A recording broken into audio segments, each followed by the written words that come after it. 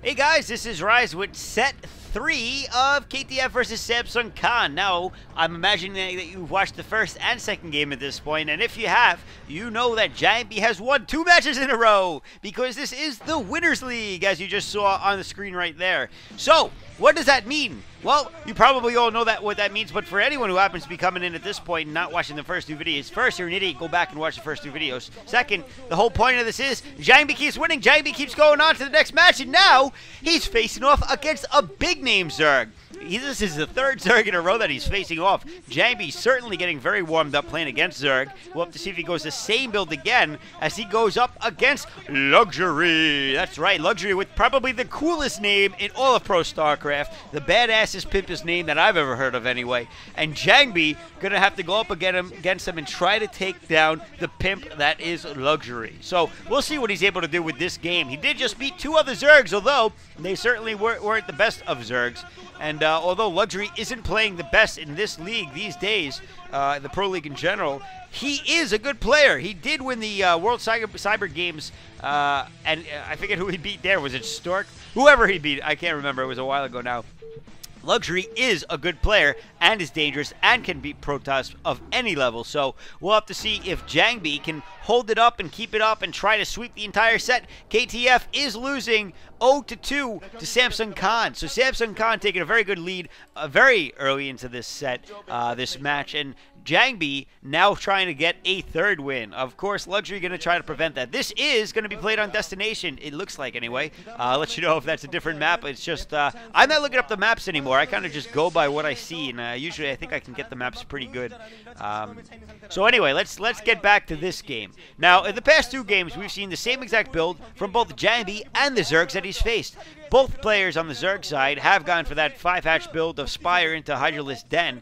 Both failed pretty miserably with it. Jangbi both times went Corsair Reaver. First time he only had 1 Stargate. Second time he went double Stargate to do Super Corsair Reaver. And he just bided his time, and he defended all the frontal assaults that came back from each players and each of the Zerg players, and he just destroyed them. Then he would just go out with a couple of DTs and distract and destroy. And he did a great job of doing that. So now, let's see if Luxury has watched enough of these games to know the gameplay that he can expect from Jangbi to win this match. It looks like he is going for a 9-pool build. I like this. This is different. Very different indeed. 9 pool and a quick extractor. And wow, that is the longest running sign I've ever seen in my life. Ending off with the happy KTF guy.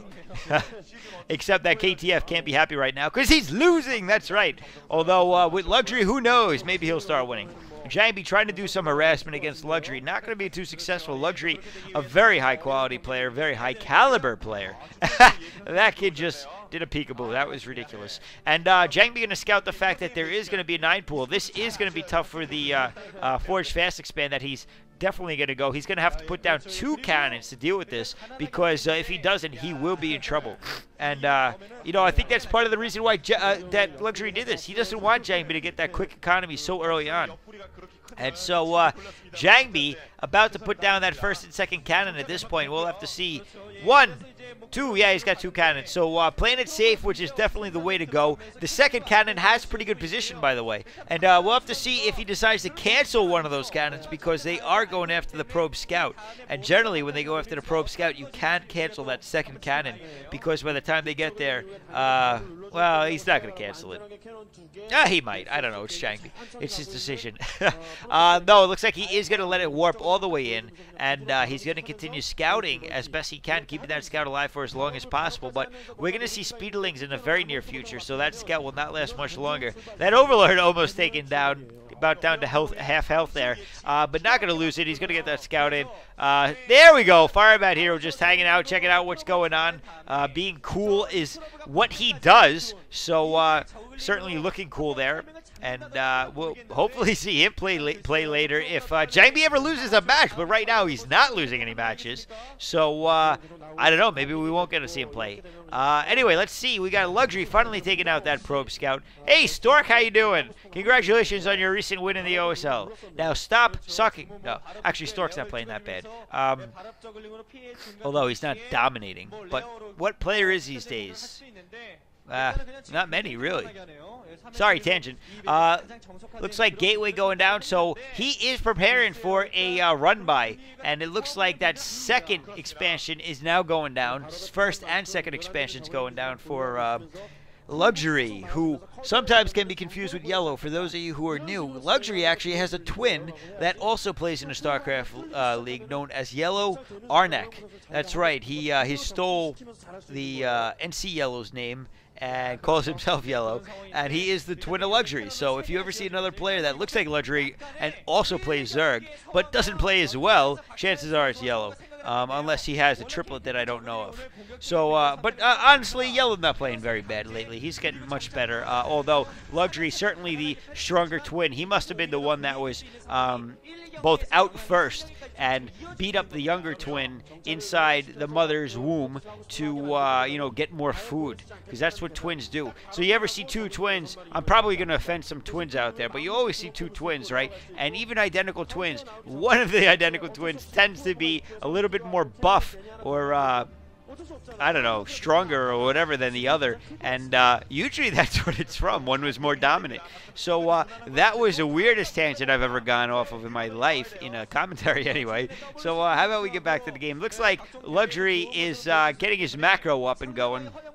I don't think he's ever made more links than the 6 that he had right there, which I got to say, this ploy seems to have worked. He is getting that Spire down, so maybe we'll see a transition into that 5-hatch build as well, or maybe he'll just go 3-hatch Muta. We'll have to see. Stargate going down, as is typical of Jangbi, to start up that Corsair Reaver build, although I don't know if that's what he's going to go again this time or not. It's actually not a Corsair Reaver build. I got to correct myself. It's more of a Corsair Reaver plus a couple of DTs build, because that's exactly what he's doing. And Jangbi, completely in the dark here, has no idea what's going on. He's throwing down a lot of cannons. He seems to be a little bit worried here. I think he expects something going on, but not to mention his cannons in the background could not deal with Hydras at this point, so he is going to have to be careful. And until that Corsair gets out and starts getting some scouting out, he's not going to know. It looks like we are going to see a transition into that 5-hatch build. There's the Spire almost finishing. I'm sure we'll see the Hydralisk Den coming up as soon as he pops out a couple of either Muta or Scourge to deal with the Corsair that are definitely going to be showing up in the very near future. There is the 5th hatchery, so we are going to see that 5th hatchery build, 5-hatch build. I got to say, it's getting boring, guys. Come on, do something new, please. Corsair's going out, going to start getting some scouting information out. Those Scourge and or Muta will be ready to pop out very shortly, though. It looks like the Den might have just gone down. Yeah, Den plus Evolution Chamber, so probably Carapace upgrades as well as the Mass Hydra. But we already know Mass Hydra doesn't work that well against Jangbi of all people. Jangbi, though, wasting a ton of money on cannons. He's got at least 6, maybe 7 cannons up throughout his bases. That's a lot of minerals, guys. If you can count, that's 1,050 minerals. I obviously can't count, stuttering and looking like a fool.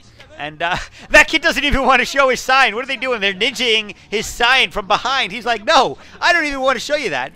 And wow, that was funny. So Scourge coming out. They're going to deal with the Corsairs, and that's going to repel any Corsair attack for a while. And now 3 Corsairs out for Jangbi. And Jangbi completely missing that Overlord. What are you doing, man? He could have taken that out, but instead he's going to go for the scout and see what's going on. There are DTs. That's why. He's going to try to take out that Overlord at that position, but he's going to have to be careful. Oh, 1, 2.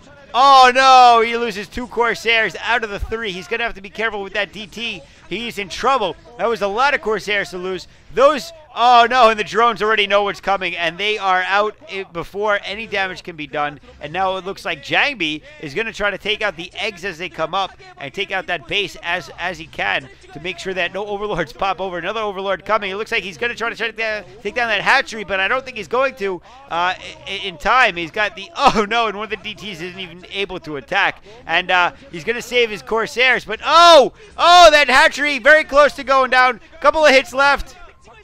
In the red. Oh, Jangbi just out of range. He takes out the hatchery. That was a big loss for Luxury, and Luxury now in a lot of trouble, having only 2 bases, two bases against Protoss, and with a lot of cannons there, Luxury's going to have a tough time breaking that defense. So 6 gateways up now, 7 gateways up now for Jangbi. Jangbi putting down some Archons. He obviously sees those Muta coming. He's putting up some more cannons in the back of the base, though, to try to prepare for this. There's a Corsair there as well. And man, that group of Muta is going to have a tough time trying to do any damage. There are a lot of cannons out, although he's in a pretty good position to try to take out a few of these probes, at the very least three probes. All right, not bad. Not quite worth the Muta investment that you spent, but not bad. We'll have to see if he can get some more. If he can take out that pylon, that would be pretty cool. Well, nope, there's another pylon, so it wouldn't really matter so much. And oh man, Corsair plus Archons splashing all those. And looks like Luxury is going to get that third hatchery back down. It's actually now the fifth hatchery. It was the third, but now it's the fifth. So looks like that second expansion going to get up and running. And oh no, Luxury just going to take a lot of hits from those Corsairs.